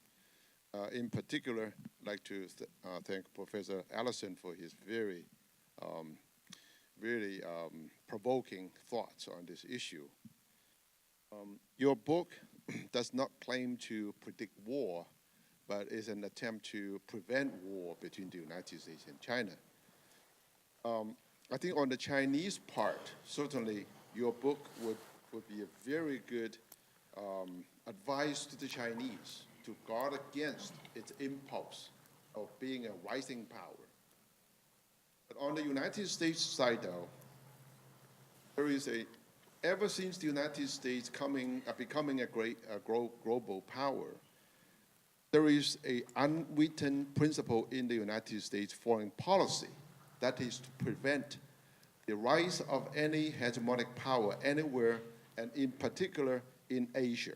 That is an unwritten principle in the US foreign policy. The question is then, if China's rise is not stoppable, what should the United States do to prevent that war? Thank you very much. So thank you very much for the question. And unfortunately, it's it's a deep question and a long conversation. But I think you rightly remind us that this is, China is like an unstoppable rising force that's on a collision path with an immovable ruling object. So Americans, red-blooded Americans, even especially rednecks like me, red-blooded Americans, know that somewhere it is written. It's not quite clear whether it was written in the laws of nature or whether it's in the Bible or in the Constitution, but it's a self-evident truth that the USA is number one. And I believe that deeply in my bones. I have a chart in the book which I give to students at Harvard which says, when could China become number one? And I have 26 indicators. And students say, well, you know, maybe 2025, maybe, but not in my lifetime, okay, for some. When will China become the largest economy in the world? Well, not in our lifetime. Except the headline takeaway from the IMF World Bank meeting in 2014, which most Americans didn't read or in any case wouldn't believe, is China is already the largest economy in the world, measured by purchasing power parity, which CAA says, correctly in my view, is the best single yardstick for measuring comparative economic power. So in our lifetime, there's been this fantastic shift. So another chart I have in the book that I would have had in my slides has a seesaw. So imagine the US sitting on one end of a seesaw and China on the other. And think of that as the economic balance of power, just as a simple graphic. So in 1980, which all of us can remember when Ronald Reagan was elected president, China's economy was 10% the size of US. So the seesaw is just like that. In 2014, the seesaw becomes equal. Well, flat, horizontal. In 2024, China will be half again as large as the US. GDP measured by purchasing power parity. So basically, we argue about the pivot, which I'm sure you've much discussed here.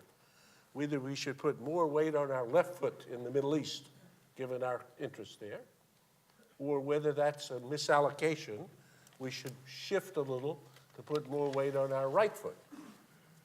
But as I argue to my colleagues at the fence, all the time we don't notice our feet are lifting off the ground. Well, this has become a not very interesting argument, relatively.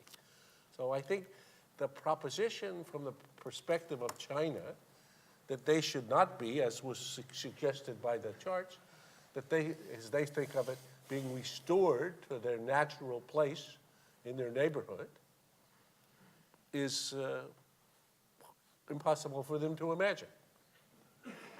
Excuse me, we've grown up to be what we used to be before the West interfered and imposed what they call this century of humiliation, as you've written about very informatively. So I would say this is a rising force on a collision path with a immovable object. And now the question is, can we imagine being inventive enough? So I think we will end up seeing in time, if we are able to avoid war, some adaptation of this notion that there couldn't be a power as big as we are, because, excuse me, there is in economic terms. So then we should be the dominant economic power in Asia. Well, we should, but we're not. So will this change behavior and calculations in the Philippines, in South Korea, in Australia? Well, of course, because if you're my number one market and you're my number one source of imports and you're my number one investor, pretty soon I have to treat you slightly differently. And we've seen just in the last year from every one of the local governments, especially even our Australian colleagues. I mean, to the Australians, I should have given out a shout out before. Australia is actually the only country that has fought with the US in every war. Since the First World War. Since the First World War, the only country. Okay. But in any case, the Australian Prime Minister said rightly, as the Australian strategic community said, don't make us choose between an economic balance of power in which China has already become predominant in our neighborhood and a security arrangement. So this is going to require fantastic creativity. Now, but the point of this book, just as you say, is not pessimism. If we look at the ways in which the British found a way to accommodate and adjust to the US as we became a dominant power in the beginning of the 20th century, there are a lot of very interesting lessons. By the time without giving up any vital interest, Britain was unhappy with the way we behaved. We were often unreasonable. But nonetheless, by the time the adjustments were being made, it was very natural when World War I came that the U.S. was their major supply line before we finally got to the war. And as our Australian colleague said, when we showed up, it wasn't quite natural. We were on their side, not on the other side. We then became crucial partners in the interwar years and were naturally essential for Britain in World War II. So I think a lot of lessons there. The other place is the Cold War, and I think that's the most instructive, where the amount of inventiveness in the Cold War is stunning, stunning. So what I say in the end of the book is, if you go back to 1946, in April of 1946, Kennan sent his long telegram saying the Soviet Union is as big a threat as the Nazis. So we have to adapt, we have to recognize first a threat as big as the Nazis that we've just been fighting in World War II. Between there and NSC 68 in 1950, you had this amazing invention of what became the strategy for the Cold War. So I think actually that's the opportunity for the strategic community, especially younger people in the strategic community now, to engage in a burst of imagination. Dr. Metz, do you have a question? Yes.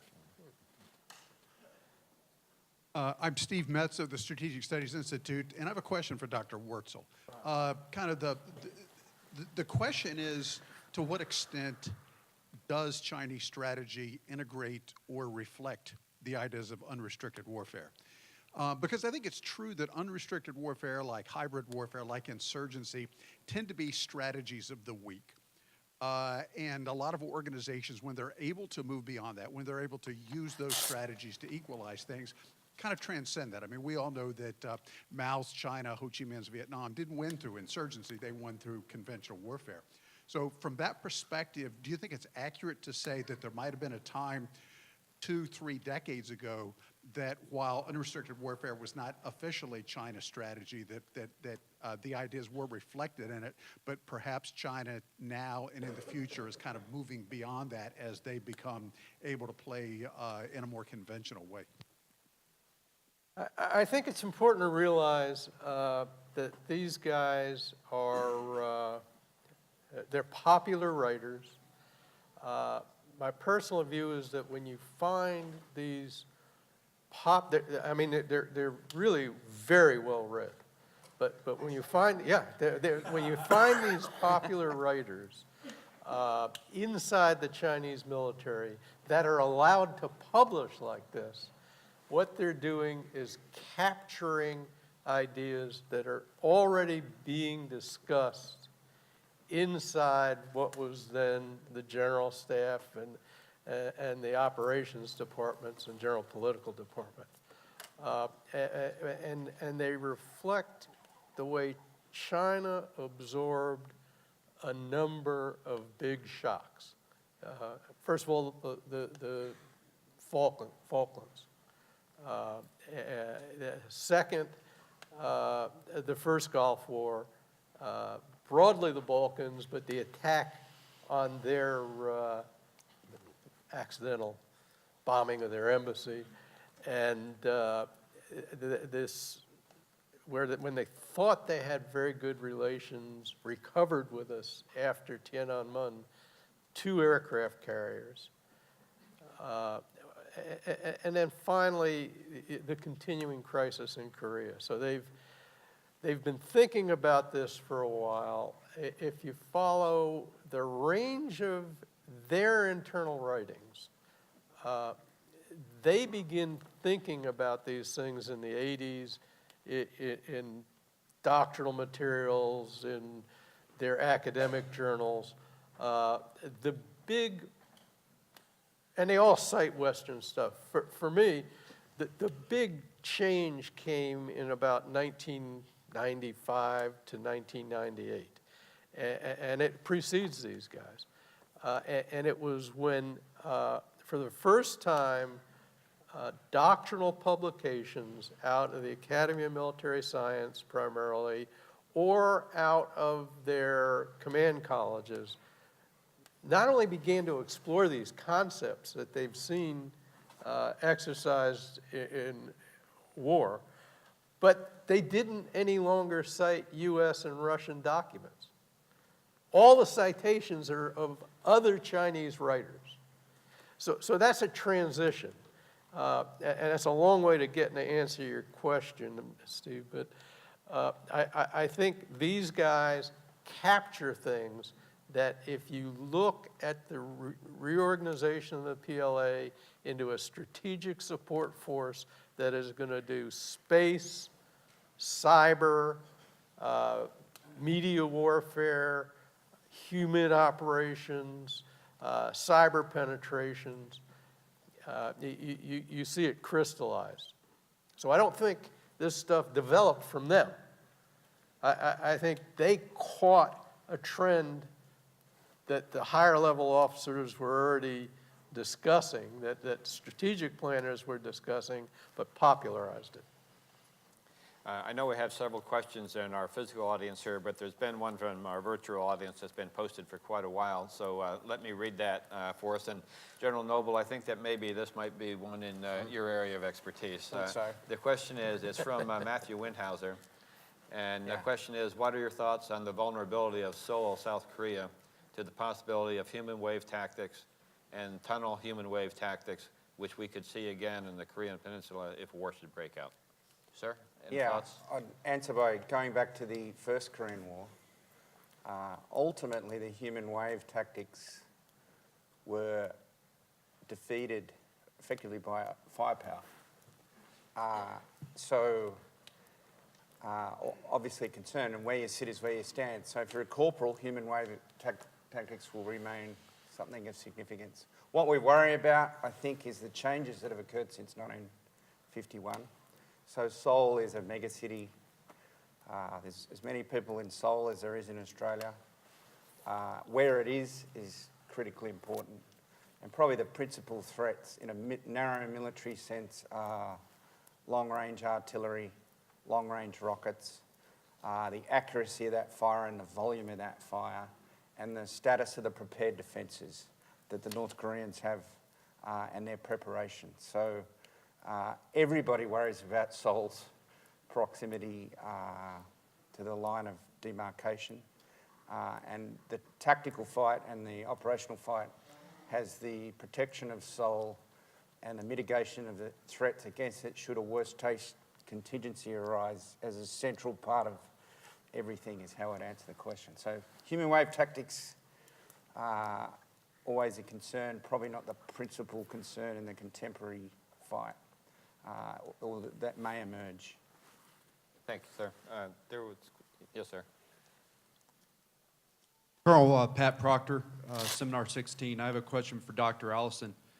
Two of your four examples of where the Thucydides trap did not result in war happened during the long peace, since the nuclear deterrent, the rise of Soviet Union, rise of Germany.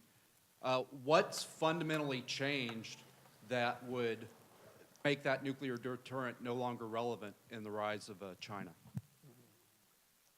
So again, very good question. So in the 16 cases of the 4 success stories, 3 actually occur in the 20th century, 20th and 21st. The one other comes from the late 15th, early 16th century, the rise of Spain as it's challenged Portugal, which was the dominant sea power. But if we think about these 3 cases, and especially the Soviet case, and the last case is a stretch case, which is the rise of Germany to predominance in Europe post-Cold War.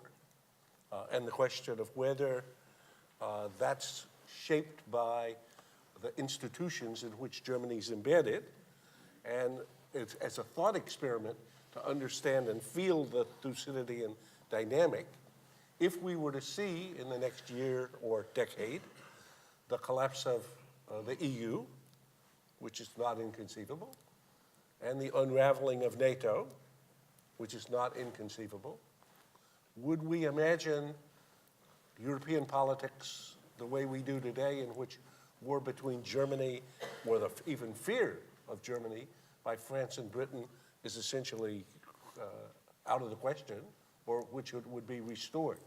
So what are the conditions, your question, today to build on in the U.S.-China relationship?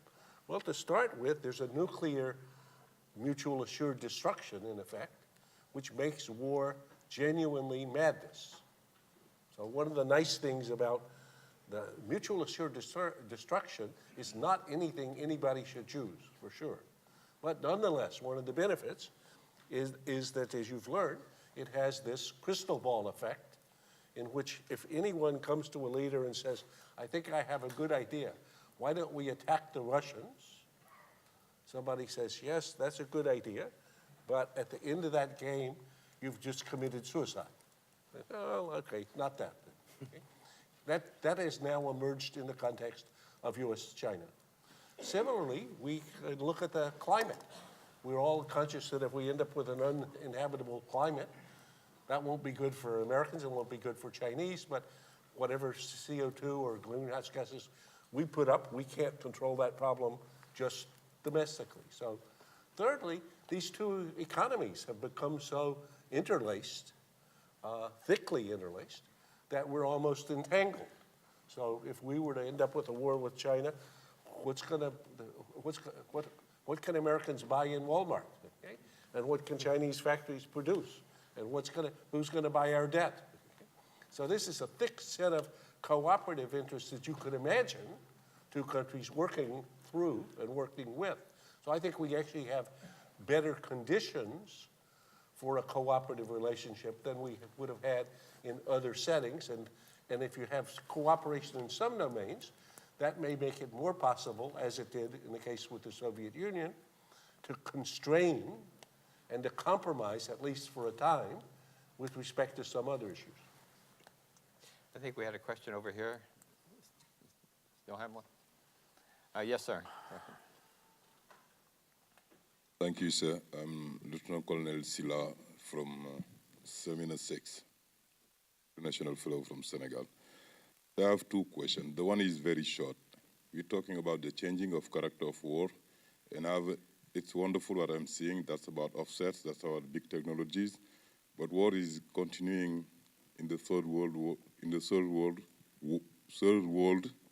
and it's happening differently.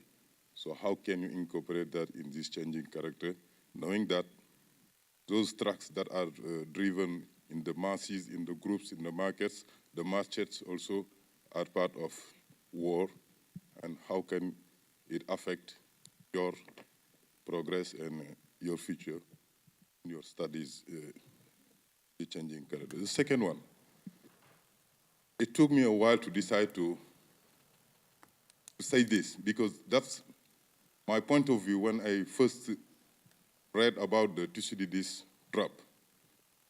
I think there are, for me, some inadequacy in the actors that are designated. Why do I say that? I'm saying that China should not be seen as Athens in this scenario. Why I'm saying that? We only take one aspect, which is a rising power. And from that aspect, we want to build a whole theory. While Athens is a democracy, we see that China is not a democracy. That is an establishment, a group of people who know what they want and who know where they want to go to. They have a very clear vision. So China should not be, for me, compared to Athens in this. The second point is not, China is developing considerable A2AD capabilities.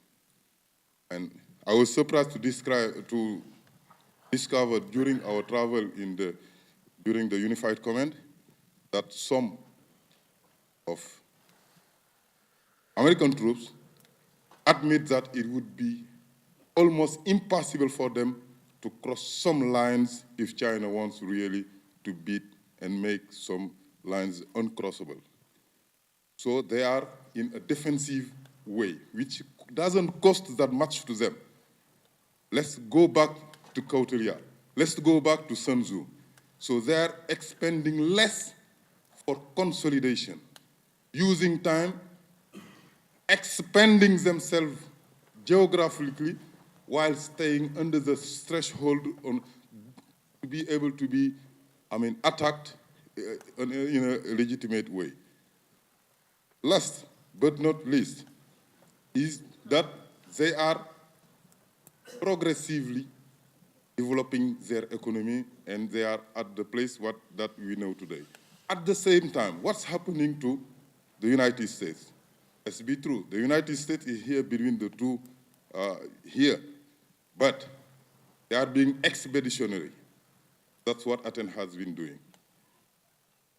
They are a democracy, which means all the demands that come from the domestic things and also the reluctancy of the public opinion, to consider something else that is done other than America first. In short, in this situation, I believe that advantage is in the situation of China, while the United States are undergoing a risk of an imperial overstretch that will ultimately cost a lot to the United States' future as a global power. So I would love to have your insight from those comments. Thank you. I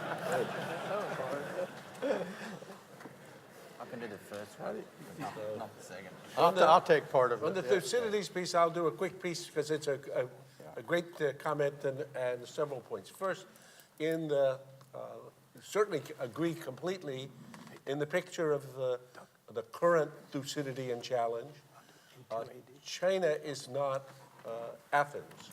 China is not the democratic state. China's behavior is not like Athens in its domestic affairs, but the similarities with Athens, not in terms of its political culture, but in terms of the excitement and inventiveness and creativity, if you go back and read Thucydides, will strike you. I have a little epigraph from Thucydides as the beginning of each one of the chapters. And if you listen to the Corinthian ambassador trying to explain to the Spartans what these Athenians are like, it sounds a lot like China. He says, these people are just so full of themselves. Every day they get up and they invent one thing and then they invent something else. And then if it doesn't work, they try something else. And if that's not enough, here they are. So these people are just, exploding. Okay? And I would say, if you look at the excitement in China with the rise of China, not surprisingly, there's a lot of excitement. Secondly, I also agree strongly with your point that the U.S. has been pretty smart about figuring out a way to adapt. So we haven't had a lot of conversation about it, but if you look at the war planning inside the first island chain, it's adapted. So I would say that's smart.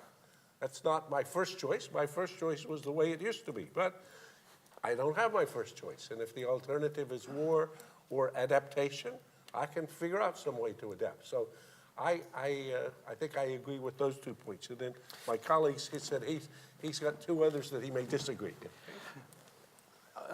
And I think when I do this, I can address this question from Michael Pilush on the possibility of eventual war with Taiwan.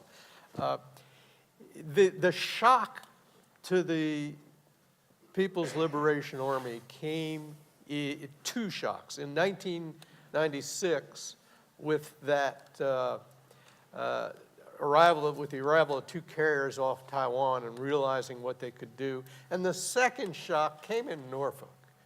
I was with the Minister of Defense of China on a guided missile cruiser in Norfolk in the same year when he spoke here and he spoke down at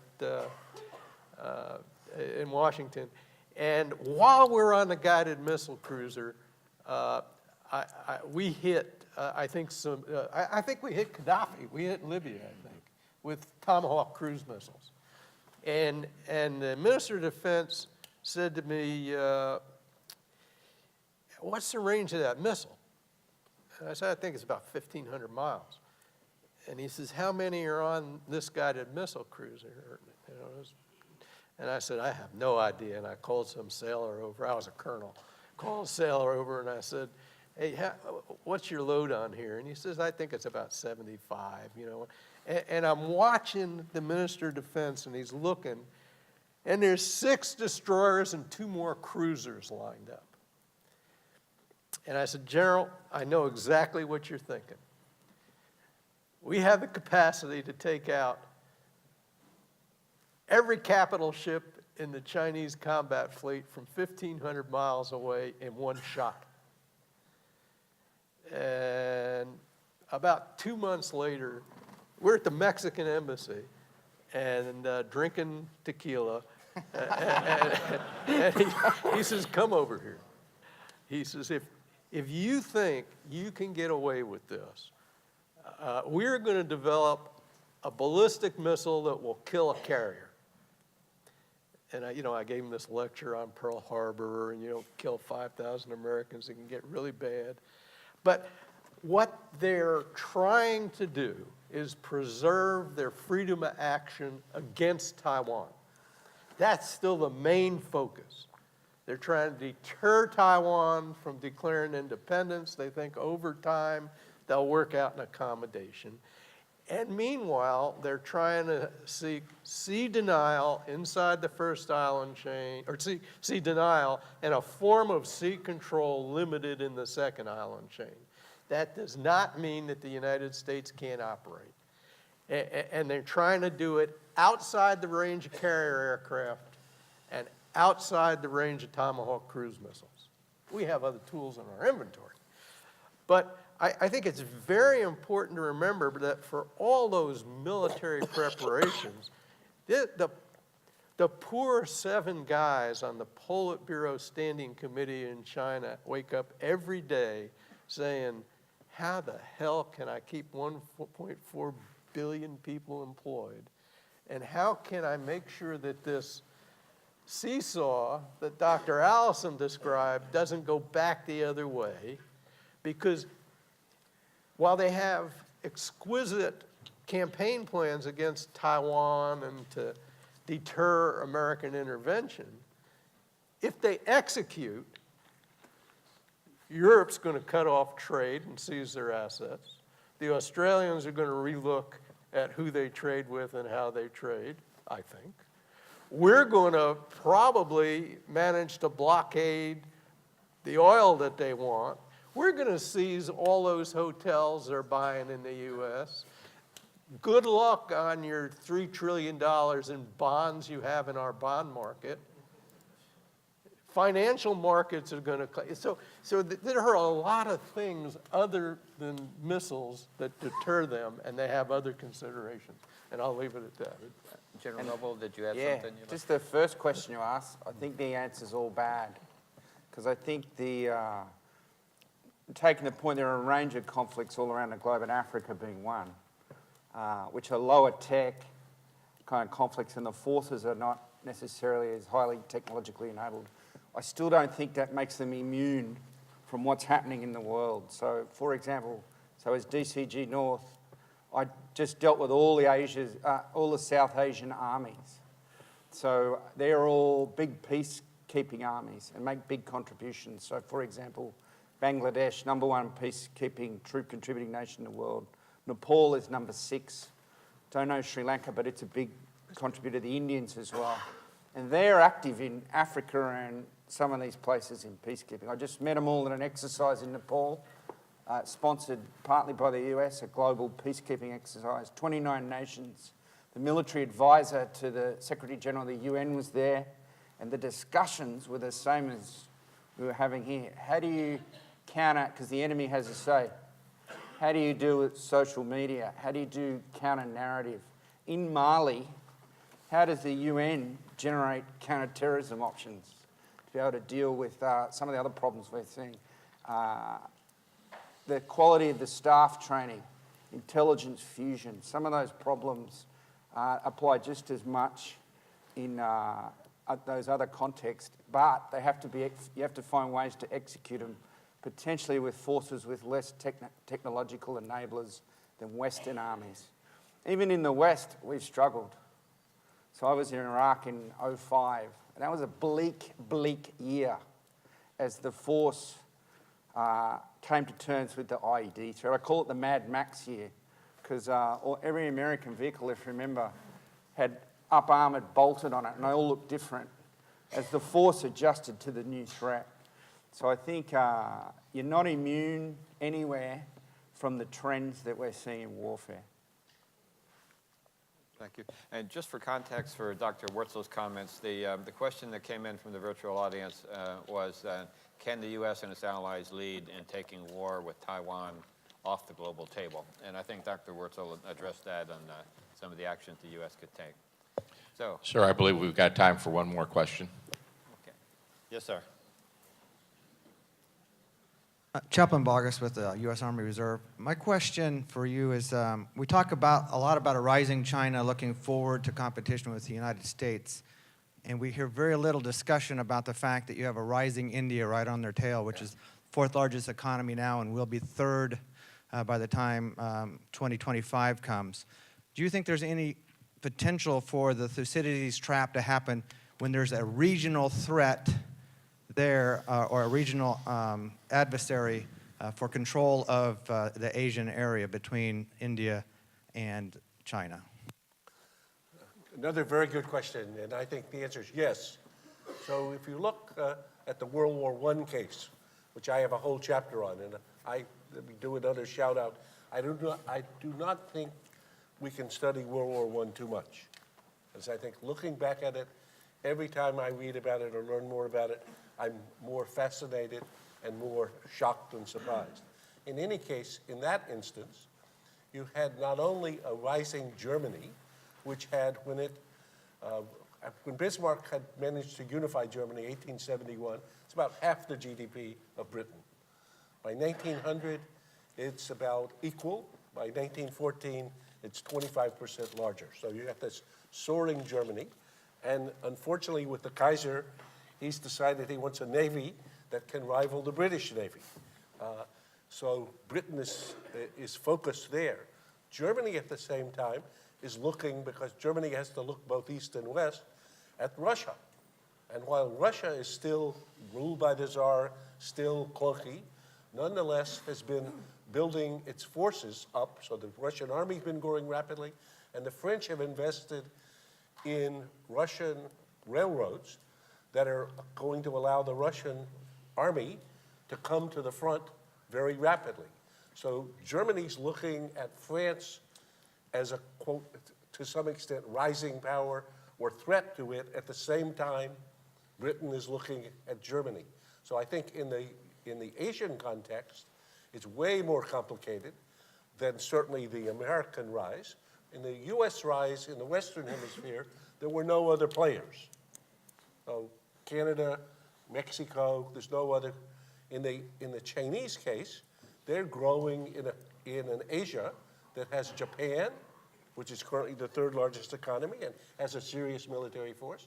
South Korea, which is a real country with a real military force. Australia, which is a serious country. And then India, small but serious, and always punches way above its weight. We should be thankful. And India, and the Indian, I would say, is a big question. So I know that the chart suggests that India is going to be a rising power. I think it may always be. That's good. But I'm not sure when it's going to arrive. My views about that are, I think, prejudiced by Lee Kuan Yew, who was my tutor for trying to understand some of this space. And if you want to read a discouraging chapter, look at the chapter of the Lee Kuan Yew book that was mentioned about Asia, where I basically ask him the questions and he provides his answers. His answers were not encouraging.